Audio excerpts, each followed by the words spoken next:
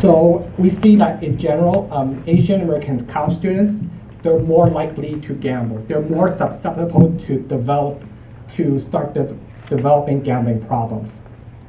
And we see that in terms of the benefits and risks of gambling, we see that in general, Asian and white students, if they perceive gambling has more benefits, like to increase their mood, to decrease their negative mood, like to be less bored, and to go out with friends.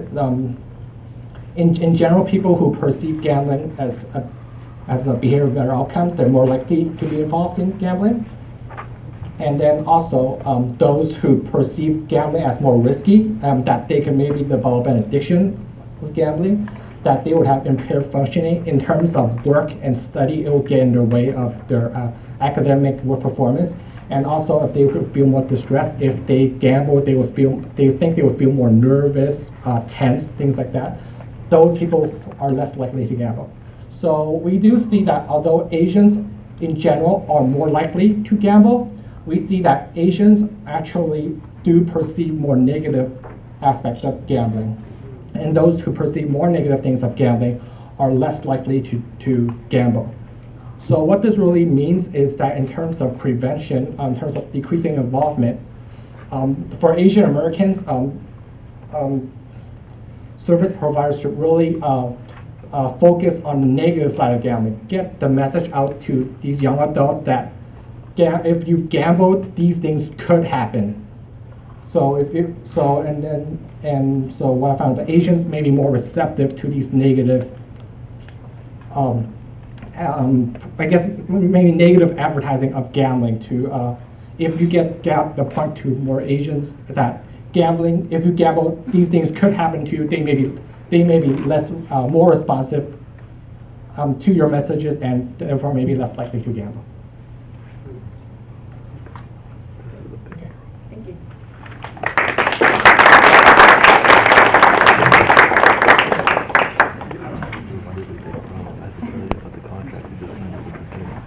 Before you left, did you go back to that one slide where you had the dots and circles? It was. Oh, I'm sorry. So I didn't understand that slide exactly. Okay, not that one. The first one that the percentage. Yeah, that one. So you're saying 15% of Asian Americans. in general have are from No, out of those who gamble. out 15. of the so out of the 45%, 15% And- of the 45%. Mm-hmm. I totally did abbreviated. I didn't even tell you guys like what kind of sample this was. Sorry. It's between 18. I'm looking at emerging adults, 18 to 25, college age students. And I looked at those who have gambled and have not gambled, and this green is have gambled. And so out of white, You can have this. your white sample, 8% of the 48% are problem gamblers. Are problem gamblers. So it's like So there's no difference in their engagement in gambling, but when you look at those who just gambled, Asian Americans are gambling at problematic levels. I'm just confused. These Significantly numbers are a lot higher. higher than the numbers that we heard before. So I didn't know. But now, yeah. I heard a lot of numbers today. The numbers differ depending on what kind of sample. Your college age students, they'll have a set of numbers. Adolescents have their numbers, and the general adult population have their numbers. The trend usually is it peaks for older adolescents and college students, and then it decreases for older adults. Yeah, that's one thing about research with the numbers that come out. It's hard to know, like, for this, it's hard to know, like, oh, what's that 15%? It's just the people that gambled. So, any other questions? Oh, have you ever looked at gambling in terms of age group rather than race? Because it seems like there's more older folks that are at the casino as well. Actually, when we look at those who are at risk, adolescents, emerging adults, and older adults, emerging adults are at the highest risk. In this I didn't talk about this because I emphasize ethnic differences in terms of our study. But we find that older students are more likely to gamble, but that's fairly typical of any addictive behavior quite graceful as people get older.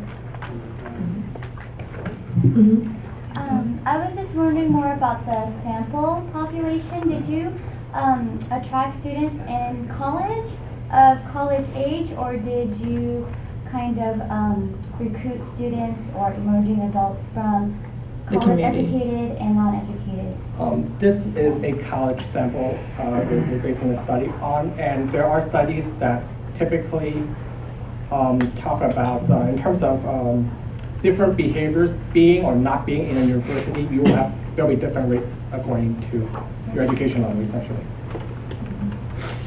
I'm sorry, I feel like we're hogging the discussion section. You guys are great.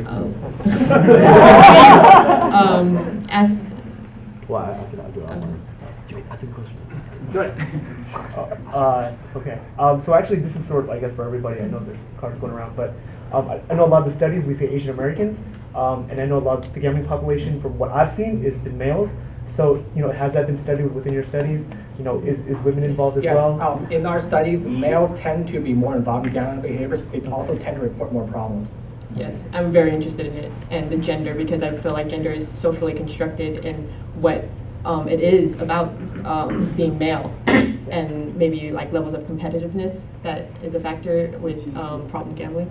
So, But women is the fastest growing group of new gamblers. Okay, And that would be my research next is showing that the gap is closing. If you actually look at youth, girls who play video games in some studies are found to actually have similar rates as boys. Especially in jurisdictions where slot machine is very highly available. Slot machine is a very predominantly, traditionally more female oriented game, and slot machines has been called the crack cocaine of gambling. Because people who primarily play machines get addicted faster. They also spiral downward faster. And so in jurisdictions where there's a lot of slot machines, you also find that the gender rates are pretty similar. And the research also shows that males tend to do gambling behaviors more for excitement, whereas females are more for to escape and dissociate in a sense. Everyone has read the research. I've never played slot machines.